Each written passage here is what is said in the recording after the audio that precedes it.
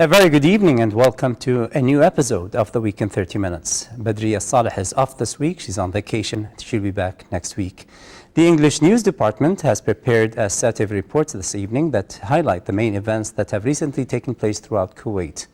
Our committed team of correspondents has kept busy covering a variety of reports on technology, education, business, culture, sports, and arts, as well as other issues that are currently trending in Kuwait. Today's episode will take us to the Kuwait National Museum, which hosted a ceremony for the UN agency UNESCO, the Emir Jaber Al Ahmed Al Jaber Al Sabah Prize. We will also witness a training awareness workshop for the employees of Kuwait's Ministry of Foreign Affairs. And another report will shed light on the annual event known as the International Food Revolution Day. We have other informative and interesting reports prepared for you this evening, so let's get started. From the Sahara Golf Club, this is Sarah Glub. From the Radisson Blue, I'm Gemma Jaburi. From the Sahel Club, this is Salim Kandiri. From the Scientific Center, this is Heba Abdurrahman. I'm Badriya Saleh, reporting for The Week in 30 Minutes.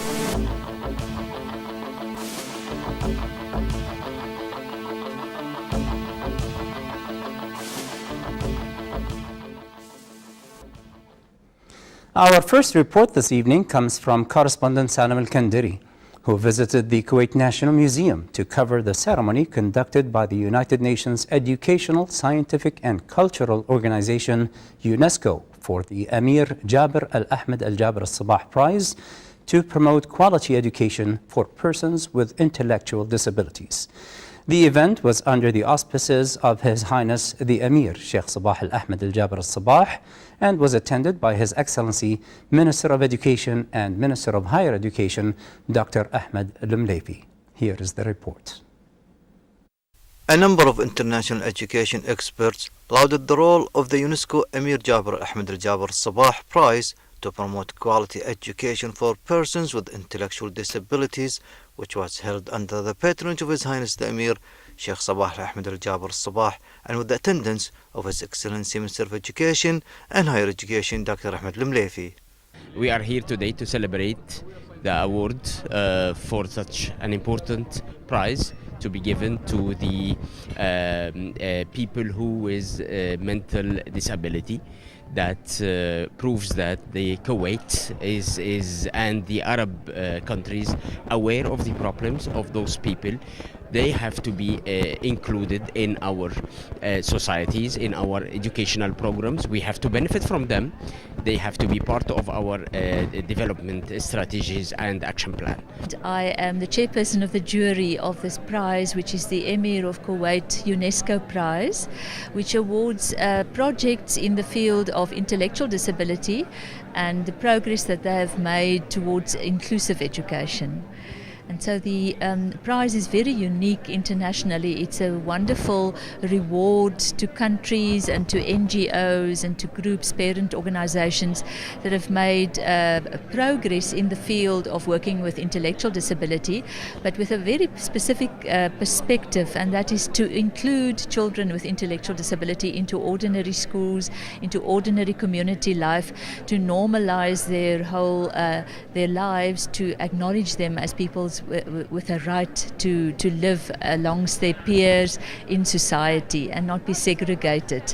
I'm here to get the very important prize, UNESCO Al Jaber Al Ahmed Al Jaber Al Sabah Prize for promotion of quality education for people with intellectual disability.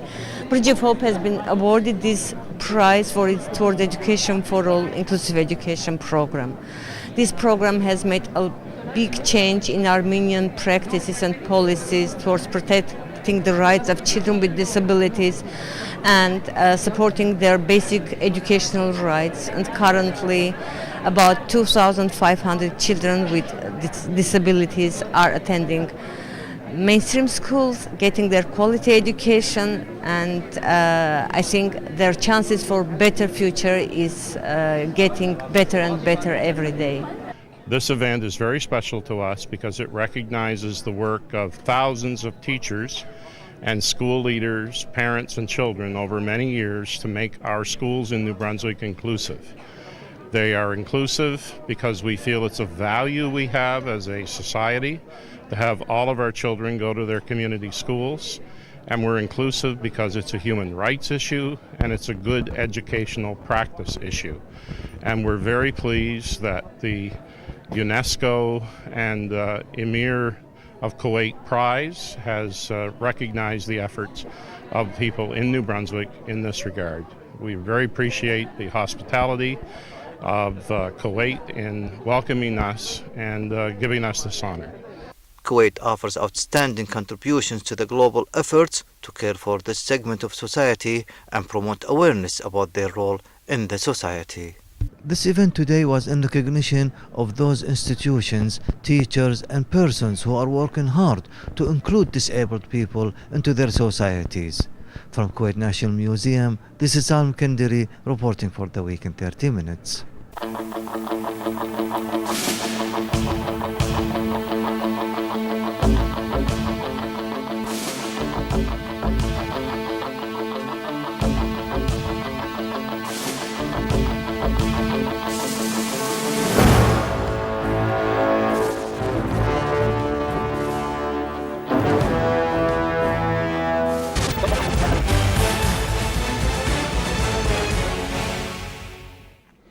In our next report, under the patronage of His Excellency the Undersecretary of the Ministry of Foreign Affairs, Khalid Sliman Al-Jarallah, the Organization for Migration, in cooperation with the Ministry of Foreign Affairs, conducted a training awareness workshop for the employees at the Ministry of Foreign Affairs. The event took place at the UN headquarters in Mishraf area. Our colleague Ghanwa Jabbouri was there and has the following report. The role of diplomats in combating human trafficking is an awareness workshop that was conducted for the Ministry of Foreign Affairs employees. The course ran for a period of 2 days, with participants noting that the course was of great benefit as it provided them with the knowledge and information that will help them to perform their job with a sound and clear understanding of the latest rules and regulations related to human trafficking. We've attended this workshop for the past 2 days in cooperation with the International Organization for Migration at the UN House. What we've benefited basically is what the latest laws that have been passed here in Kuwait and how far we've implemented it. Of course, we've been through case studies and the know-hows of the latest laws and ways and methods of preventing human trafficking, whether in Kuwait or internationally. Actually, this is the second project we conducted with the Ministry of Foreign Affairs, and we targeted the officials of the Ministry of Foreign Affairs, diplomats and officials.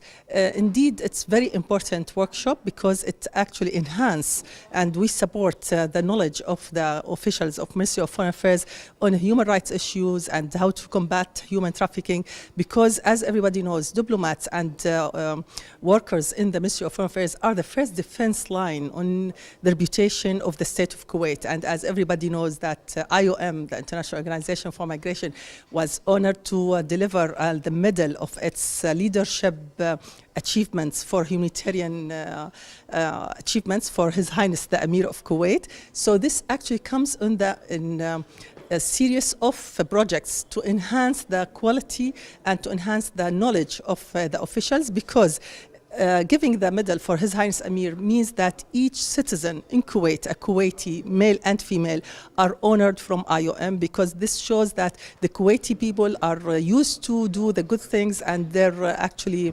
contributions are globally. IOM is always committed in supporting government efforts to strengthen migration and border management, combat transitional organised crime and uphold migrants' human rights through activities that enhance dialogue and cooperation. Such training given to the Ministry of Foreign Affairs employees, such as an awareness workshop on combating human trafficking, is to encourage and promote positive change, ultimately aimed at protecting society. I think this is one of the good chances, that is, we mix the concerns of Ministry of Foreign Affairs and share it with IOM, definitely to prepare staff and to prepare young diplomats and educate them and enlighten them, building an awareness for human trafficking and immigration trafficking. The Ministry of Foreign Affairs is equally committed to offering its employees the latest training in combating human trafficking and the latest rules and regulations pertaining to human trafficking. Combating human trafficking is the latest training workshop the IOM, in cooperation with the Ministry of Foreign Affairs, offered its employees to create awareness and to better protect society.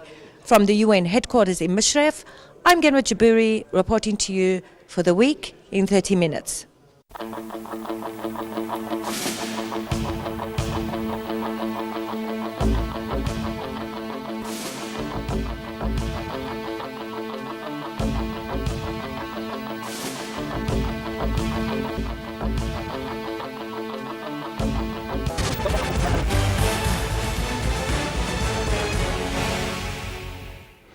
Our next report this evening comes from correspondent Sarah Glubb, who visited the JW Marriott Hotel to attend the Kuwait Fire Service Directorate's second annual Crisis and Risk Management Summit. The event was inaugurated with the attendance of the Director General of the Fire Services Directorate, Major General Yusuf Al-Ansari. The summit is the perfect platform to interact and network with industry experts from leading oil, gas, and power companies, along with solution providers and technology companies. Here is the report. The second annual Crisis and Risk Management Summit 2014 opened with the aim of highlighting the most important aspect of comprehensive crisis and risk management systems in order to save lives, minimize downtime, and reduce losses. As an international association, we are here to promote emergency management, and we are delighted to see this improvement of emergency management and the interest of government and people to grow up with emergency management and to see the improvement that's happening in Kuwait.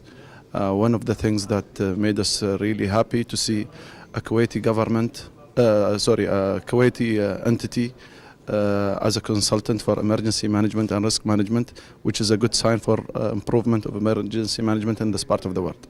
Well, quite a lot of topics going to be discussed within the 2 days. First of all, how to build a crisis management center. Later on, risk assessment, what you require to do. And also, we're going to learn from each other experiences from others who have done such things. And as you've seen, we got the top of the people from the world here today. So we're going to share mainly information how we can promote disaster and emergency management and risk assessment into a higher level within the GCC, not just Kuwait. But we're still looking for the private sector and governments also to have systems and procedures that is aligned with the whole country. For example, right now we don't have a Kuwaiti national disaster and emergency plan that people can follow. It doesn't exist. Everybody has his own plans. This is a regional center that is part of the GCC, and the headquarters will be in Kuwait. And we have been allocated a 5,000 square meter piece of land from His Highness the Emir through the Foreign Ministry. The center's role will be to coordinate crisis and risk management responses between the GCC countries, and we are in contact and have set up plans with international bodies, especially the International Atomic Energy in Vienna, where 2 weeks ago we approved a plan for nuclear emergency response. So it is important for us to participate in this summit. It is important as it is to bring together all the leading international specialists in this field. The two-day conference also aimed to raise awareness about setting up state-of-the-art strategies and integrating effective emergency response systems within the parameters of health, safety, and the environment. The conference we're dealing with this year is an expansion of last year's conference, and we're getting into much more topics of planning and mitigation and actual practices and how we are going to start mitigating and managing some of the risks that we face. Talking about implementing technology in oil and gas emergency management, and basically trying to help people sort through all the choices when it comes to technology. We have so many different things out there today, and my talk is to help guide from our experiences what technologies work, what technologies don't work, and just the things to look for before you invest heavily in technology. We are a UK-based company which is representing the GCC countries, and we're based in Kuwait. It's mostly talking about an awarding body, which is who we are, and accreditation and the things that we do and the importance of it within companies that provide security, facilities management, risk management, risk assessments.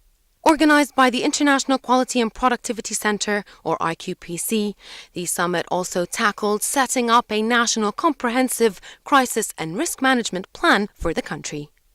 The second annual Crisis and Risk Management Summit has kicked off, bringing together international experts and specialists in the field to discuss the best practices in the region for planning and executing a comprehensive crisis management system.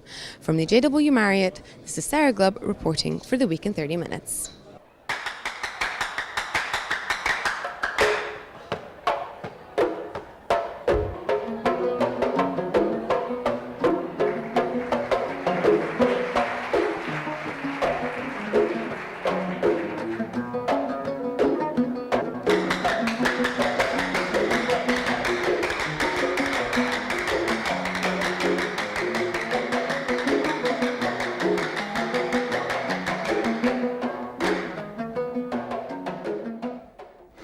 Up next, coinciding with the International Food Revolution Day, which is celebrated annually worldwide, the Sadu House in Kuwait hosted a distinguished event organized by Al Quoit Market. The event is all about celebrating the importance of cooking good food and raising awareness on how food impacts our health and happiness. Hiba Abdurrahman brings us the following report. Food Revolution Day is a global day of action to keep cooking skills alive. It's about celebrating the importance of cooking good food from scratch and raising awareness of how it impacts our health and happiness.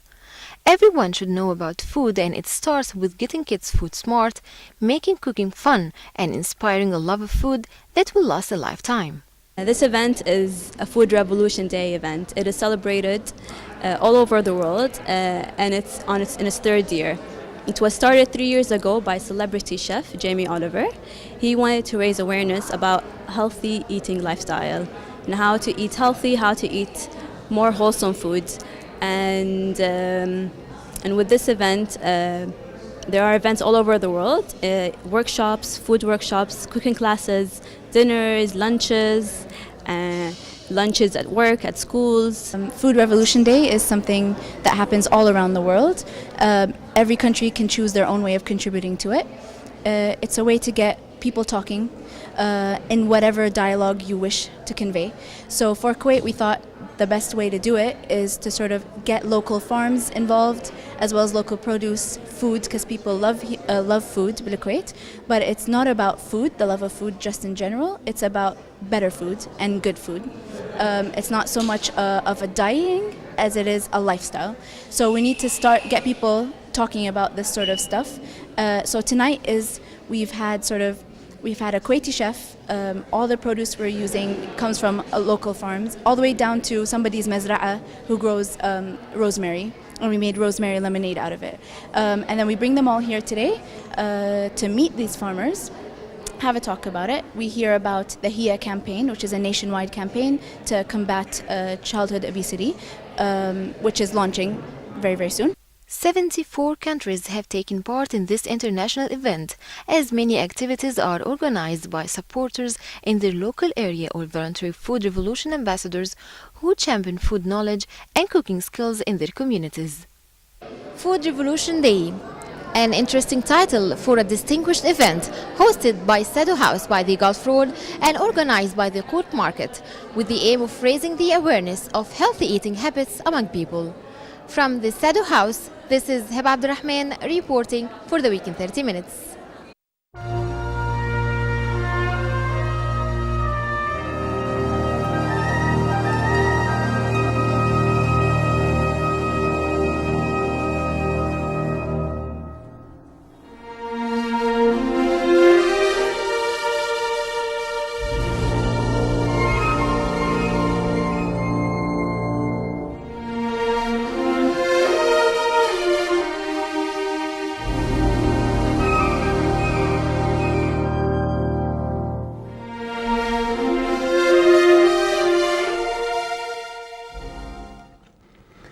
In our next report this evening, the first forum of the project to promote principles of self-confidence took place at Abdullah al-Mubarak al-Sabah High School with the participation of more than 60 schools and supervised in joint cooperation with the Supreme Consultative Committee of the Amiri Diwan, the Ministry of State for Youth Affairs, and the Ministry of Education.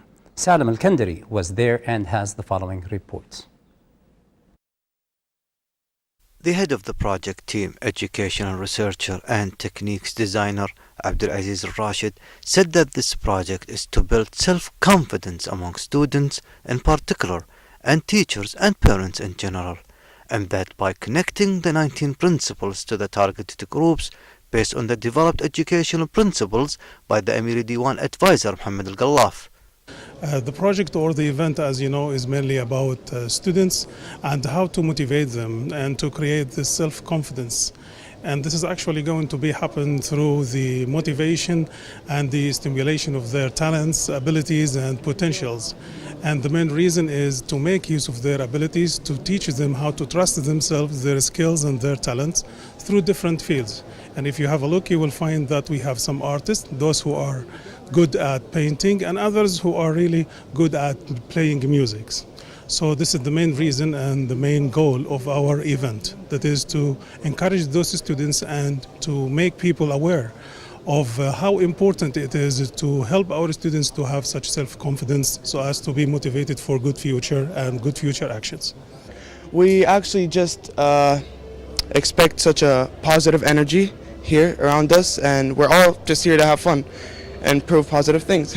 Well, I would just like to see other students show their talents and do what they love to do. So that's all that matters. If you do whatever you love to do and you're happy with it, just do it. The idea for the forum is based on the talents of the students, such as sport talents, visual intelligence, photography, drawing, or sound intelligence, in addition to various other talents that can be improved through building self-esteem and confidence. The main idea of this project is to help students and encourage them to build their self-esteem and motivate them in order to show their talents. From Abdullah Al-Jabr High School, this is Salim Kandari reporting for the Week in 30 Minutes.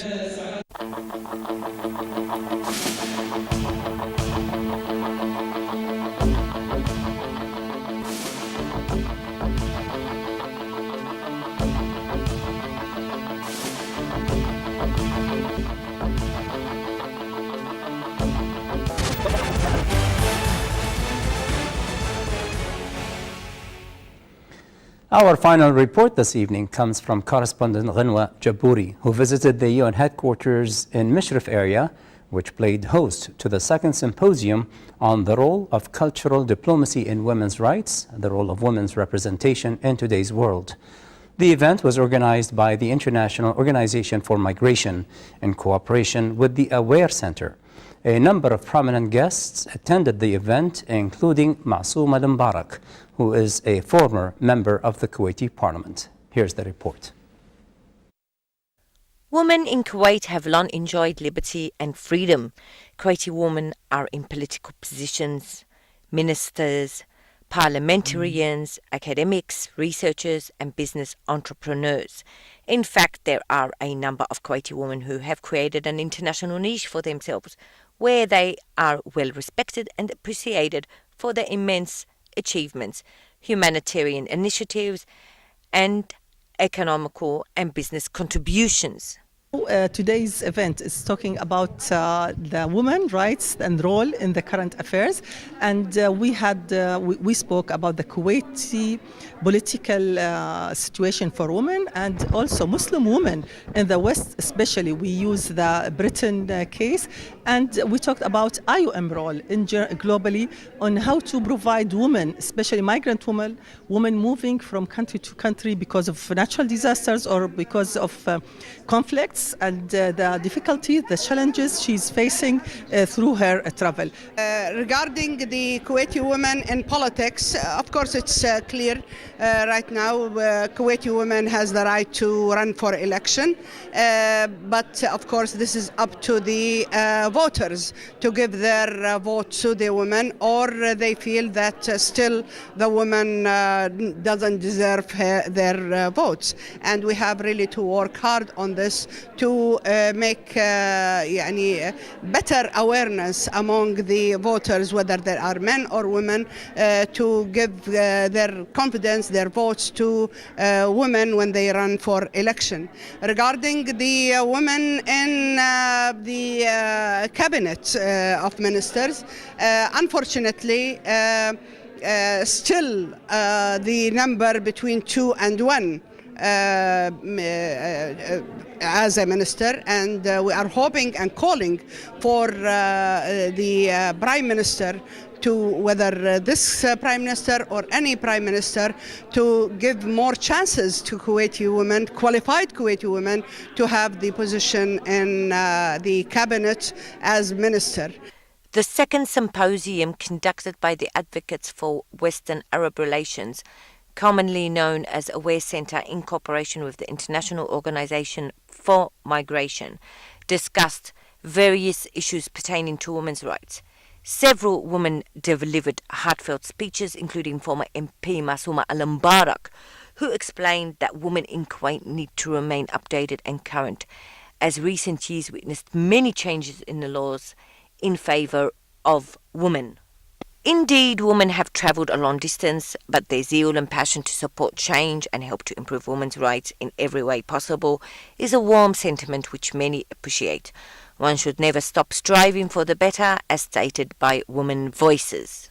The role of cultural diplomacy in women's rights, role and representation in today's world is a discussion that just wrapped up, which witnessed several speakers raise important issues that can support development and positive change. From the UN headquarters in Mishref, I'm Kendra Jaburi, reporting to you for the week in 30 minutes.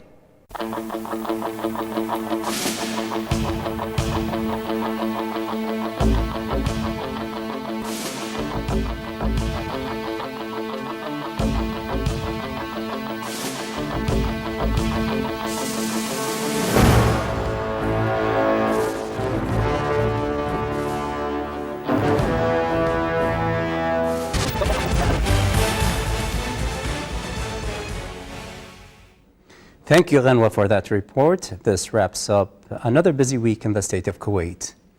This brings us to the close of tonight's episode of The Week in 30 Minutes. We hope to see you again same time next week.